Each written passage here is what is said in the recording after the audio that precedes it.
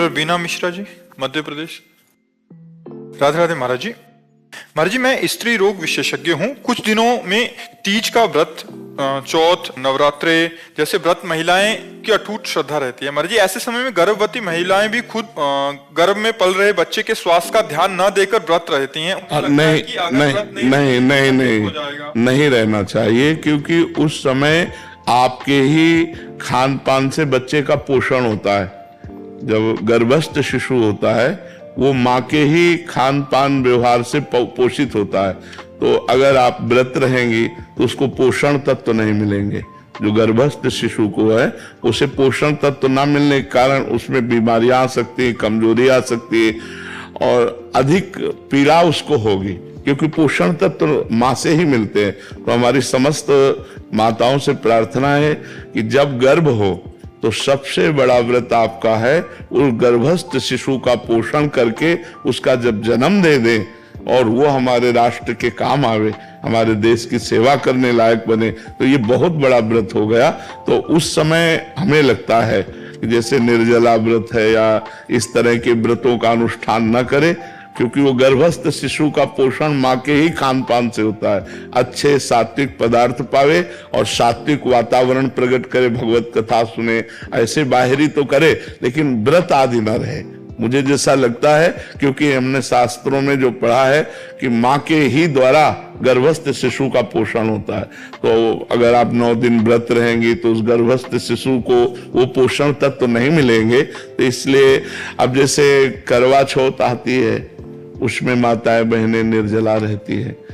अब गर्भस्थ शिशु को यदि नहीं पोषण तत्व मिलेंगे तो व्याकुल हो जाएगा ना, परेशान हो जाएगा। वो प्रतिक्षण जो नाभि में नली होती है वो माँ के ही उस शारीरिक नसों से जुड़े होती है, जिससे पोषण तत्व से जाता रहता है। जिसे नाल कहते हैं ना, नाभि से, हाँ, वो पोषण तत्व जाता रहे। प्रति घंटे जो माँ खाती पीती है उसी से उसका सार तत्व निकल करके उस गर्भस्थ शिशु का पोषण करता है। तो हमें लगता है कि माताओं को बाहरी आराधना करनी चाहिए, जैसे भगवान नाम कीर्तन है, पाठ है, पूजा है, ये सब करे, लेकिन खान पान में अपने लिए तो संयम कर सकते हैं, लेकिन उस गर्भस्थ शिशु के पोषण के लिए जैसे हम औषधि आवश्यक है ऐसे वो भोजन आवश्यक है, पोषण तत्व तो आवश्यक है उस बच्चे को। तो हमें लगता है उन दिनों व्रत नहीं रहना चाहिए जी। महाराज जी, रेणु साहू जी, ये किसी अन्य का प्रश्न है, कह रहे हैं कि क्या महिलाएं हनुमान जी का व्रत रख सकती हैं? महाराज जी, बहुत सारे लोग कहते हैं कि नहीं रखना चाहिए। यदि आप भगवान मानते हैं तो हम भगवान के सब बच्चे हैं, चाहे स्त्री हो चाहे पुरुष हो, ये शरीर है लेकिन अंश तो हम भगवान के ही हैं। तो हम क्यों नहीं हनुमान जी महाराज की आराधना कर सकते?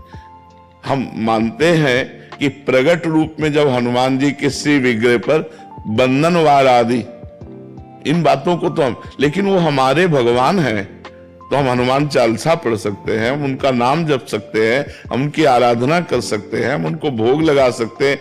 हम बंधन वार आदि की बात नहीं कर रहे कि जैसे उनके शरीर के बंधन आदि, क्योंकि उनका एक परम ब्रह्मचारी स्वरूप भी है, परम ब्रह्मचारी स्वरूप है ना। तो इसलिए जो निषेध करने वाले जन है उसी ब्रह्मचर्य को लेके हैं कि वो परम, पर वो भगवान है, वो कोई मनुष्य थोड़ी है, स्वयं शंभु है, स्वयं शंकर भगवान है कि नहीं, प्रसिद्ध है ना, स्वयं शंकर है, 11वें रुद्र का अवतार है। तो हमें लगता है कि जैसे आराधना तो सब कोई कर सकता है, पर हम बंधन वार आदि के लिए अभी प्रमाण नहीं पाया। अपने हाथ से हनुमान जी के शरीर को छूना या उनके बंधन आदि, ये अभी तक हमें, लेकिन हम अपने भाव से कहते हैं कि हमारे वो भगवान हैं, हम हनुमान चालीसा पढ़ें, हम हनुमान जी का नाम जप करें, हम हनुमान जी के लिए भोग की व्यवस्था करें।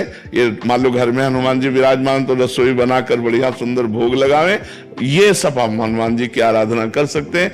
लेकिन बंधनवार चढ़ाना आदि ये हमें प्रमाण नहीं मिला, इसलिए हम इस विषय में हाँ नहीं कह सकते। बकाया आराधना तो की जा सकती है क्योंकि वो हमारे भगवान है। महाराज जी, आरती कर सकते हो? हाँ, भोग बनाइए, भोग लगाइए, आरती कीजिए। उनका जो श्रीअंग सेवा है उसके लिए, हाँ, उसके लिए हम नहीं कह सकते, क्योंकि उनका एक परम ब्रह्मचारी स्वरूप है, वो परम ब्रह्मचारी महान, तो कहते भाई हनुमान जी सबके हैं, वो हम भी कह रहे हैं। तो ये शरीर धर्म की मर्यादा है।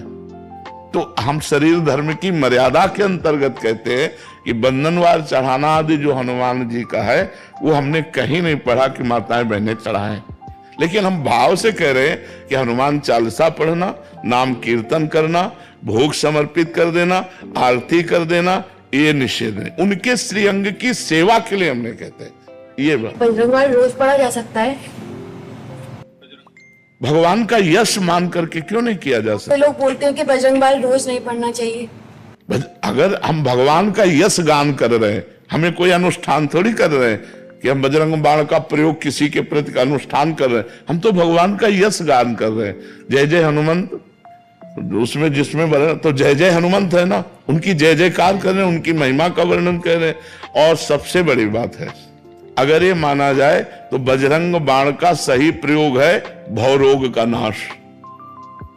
जो भव रोग है उसका नाश, शरीर रोग तो नाश एक साधारण बात है, भव रोग नाश है रोग हरे सब पीरा जपत निरंतर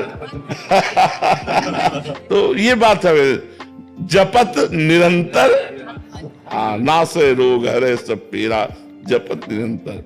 और कौन सो काज कठिन जग माही जो नहीं होता तुम पाए। तो अगर हमारी श्रद्धा है कि हम भगवान का यश गान कर रहे हैं तो हमें कोई परेशानी नहीं, अनुष्ठान कर रहे हैं फिर बात अलग हो जाती है।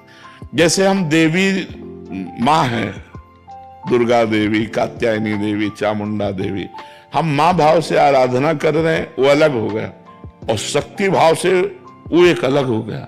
हनुमान जी भगवान भाव से अलग हो गया और अधीन सिद्धियों के वो अलग हो गया। तो हम लोग तो आराधना कर रहे हैं, उनका यश गा रहे हैं, कोई अनुष्ठान थोड़ी कर रहे हैं, ऐसी बात है।